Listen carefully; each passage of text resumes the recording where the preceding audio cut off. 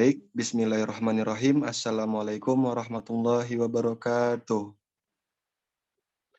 Alhamdulillahirrabbilalamin wa bihi nasta'in wa la umur dunya wa din wassalatu wassalamu ala asrofil anbiya'i wal mursalin sayyidina Muhammadin wa ala alihi wa sahbihi ajmain amma ba'du.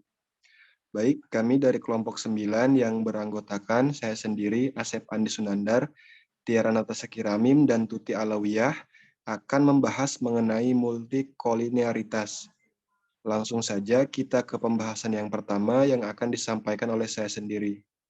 Next. Baik, yang pertama yaitu mengenai pengertian multikolinearitas. Jadi multikolinearitas atau yang kita kenal kolineritas ganda merupakan adanya hubungan linear antara perubah bebas X dalam model regresi ganda. Jadi, jika hubungan linear antar perubahan bebas X dalam model regresi ganda adalah korelasi sempurna, maka peubah-peubah tersebut berkolineritas ganda sempurna. Jadi, multikolineritas adalah sebuah situasi yang menunjukkan adanya korelasi atau hubungan kuat antara dua variabel. Next. Selanjutnya yaitu contoh. Sebagai contoh, dalam suatu model regresi yang terdiri dari variabel bebas, adalah seperti kecepatan pelayanan, keramahan pegawai, dan kualitas makanan. Jadi dengan variabel terikatnya adalah kepuasan pelanggan. Dalam model tersebut, secara logika, untuk mengetahui pengaruh antara kecepatan pelayanan, keramahan pegawai, dan kualitas makanan terhadap kepuasan pelanggan, sehingga tidak boleh ada korelasi yang tinggi antara kecepatan pelayanan dan keramahan pegawai sendiri. Kecepatan pelayanan dengan kualitas makanan dan keramahan pegawai dengan kualitas makanan. Next. Baik, selanjutnya yaitu ada estimasi keberadaan multikolineritas. Jadi, multikolineritas tidak mengubah sifat parameter OLS sebagai Base Linear Unbiased Estimator atau BLUE. Jadi, parameter yang diperoleh adalah valid untuk mencerminkan kondisi populasi, dan ia adalah yang terbaik, dalam artian memiliki varian yang minimum di antara estimator linear. Namun demikian, keberadaan multikolineritas ini bukannya tidak berdampak negatif. Dapat ditunjukkan bahwa keberadaan kolineritas akan menyebabkan varian parameter yang diestimasi akan menjadi lebih besar dari yang seharusnya. Jadi dengan demikian tingkat presisi dari estimasi akan menurun. Konsekuensinya, lanjutnya adalah rendahnya kemampuan menolak hipotesis nul atau power of test. Next. Selanjutnya yaitu hal ini dapat dilihat melalui situasi ilustrasi.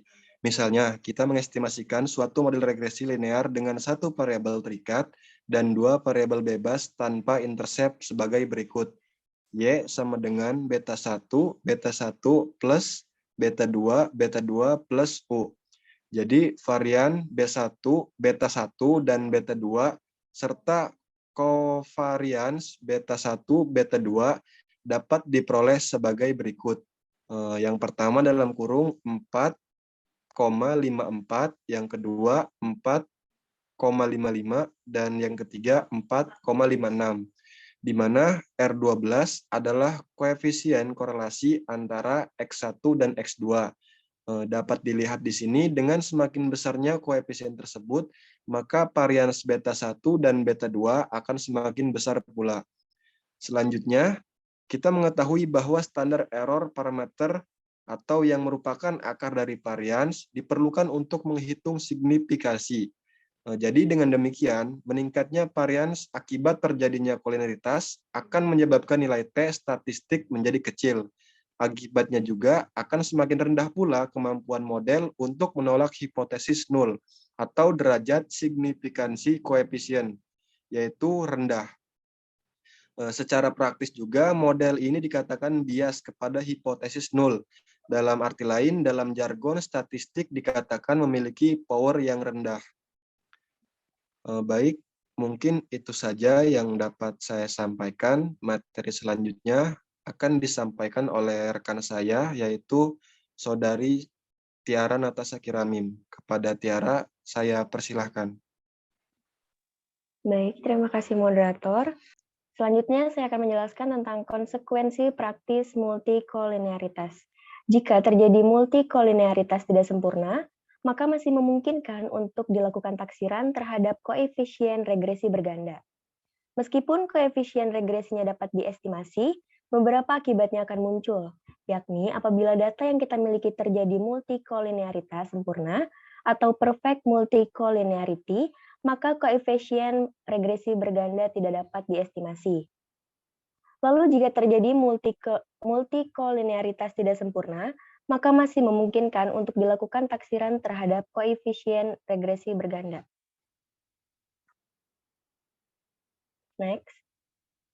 Meskipun koefisien regresinya dapat diestimasi, beberapa akibat akan muncul, yakni yang pertama, variansi besar yang didapat dari taksiran OLS. Yang kedua, interval kepercayaan lebar atau variansi besar maka standar error juga besar yang berakibat pada interval kepercayaan yang lebar. Yang ketiga, uji T tidak signifikan. Variabel bebas yang harusnya signifikan bisa menjadi tidak signifikan karena variansi besar akibat collinearity.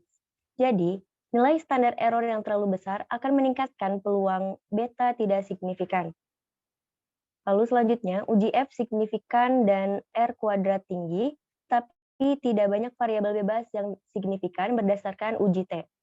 Yang terakhir, koefisien regresi bila mempunyai nilai yang tidak sesuai dengan substansi, misalnya hubungan seharusnya positif tetapi malah negatif atau sebaliknya. Selanjutnya, saya serahkan kepada moderator. Baik, terima kasih kepada Saudari Tiarnata Sakiramim.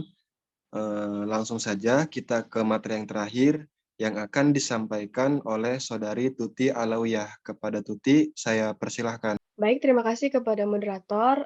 Selanjutnya adalah mendeteksi adanya multikolinearitas. Nah, di sini ada beberapa cara untuk mendeteksi adanya multikolinearitas di dalam model regresi. Yang pertama adalah melihat kekuatan korelasi antara variabel bebas. Jika ada korelasi antara variabel lebih dari 0,8, dapat diindikasikan adanya multikolinearitas. Yang kedua, melihat nilai standar error koefisien regresi parsial. Jika nilai standar error lebih dari 1, maka dapat diindikasikan adanya multikolinearitas. Nah, yang ketiga, melihat rentang confidence interval. Jika rentang confidence interval sangat lebar, maka dapat diindikasikan adanya multikolinearitas. Yang keempat, melihat nilai condition index dan eigenvalue.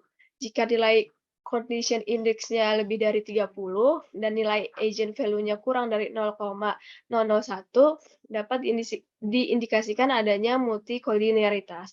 Lalu yang terakhir adalah melihat nilai tolerance dan variance inverting factor atau VEF. Jika nilai toleransinya kurang dari 0,1 dan VEF-nya lebih dari 10, dapat diindikasikan adanya multikolinearitas. Sebagian pakar menggunakan batasan toleransinya itu kurang dari 0,2 dan VEF-nya lebih dari 5 dalam menentukan adanya multikolinearitas. Nah, di sini ada solusi untuk multikolinearitas. Dan ada beberapa cara juga. Yang pertama itu untuk mengatasi adanya multikolinearitas, yang pertama, jika jumlah variabelnya banyak, maka kita dapat melakukan analisis faktor sebelum regresi. Nah, setelah analisis faktor dilakukan, variabel baru yang terbentuk kita digunakan sebagai variabel di dalam model regresi. Yang kedua, dengan cara memilih salah satu di antara variabel bebas yang berkorelasi kuat. Oleh karena itu, sebelumnya kita harus mencari variabel yang nilai VEF-nya tinggi dan nilai korelasinya dengan variabel bebas lainnya kuat. Yang ketiga adalah dengan cara melakukan operasi matematis antar variabel bebas yang berkorelasi kuat sehingga didapat variabel baru. Hasil operasi tersebut yang kemudian dimasukkan ke dalam model regresi sebagai perwakilan dari variabel yang menjadi sumber operasi matematis tersebut.